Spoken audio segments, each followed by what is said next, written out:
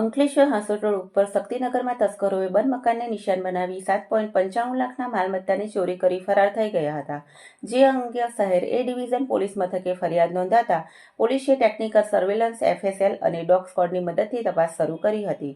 Surveillance squad અને અન્ય team દ્વારા સ્થળ તપાસ અને આજુબાજુના માર્ગ ઉપર લાગેલા સીસીટીવી ફૂટેજનું એનાલિસિસ કરી તપાસ દરમિયાન માહિતી મળી હતી કે જીમી ઉર્ફે દીપક શર્મા ઓલપાડના મુલટ ગામ ખાતે રહે છે અને તે ચોરીમાં સામેલ હોવાનું જાણવા મળ્યું હતું.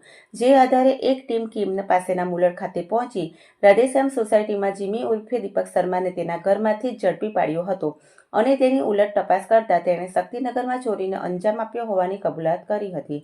પોલીસે તેની પાસે ચોરી કરેલા સોના ચાંદીના દાગીનાની કિંમત અને પલ્સર બાઇક કિંમત ₹40,000 મળી કુલ ₹2,44,000નો મુદ્દામાલ રિકવર કર્યો હતો. અત્રે ઉલ્લેખનીય છે કે ચોરી કરી મહારાષ્ટ્રના નંદુરબાર ભાગવાની ફિરાકમાં હતો એ પૂર્વે જસેર એ ડિવિઝન પોલીસે તેને ઝડપી પાડ્યો હતો.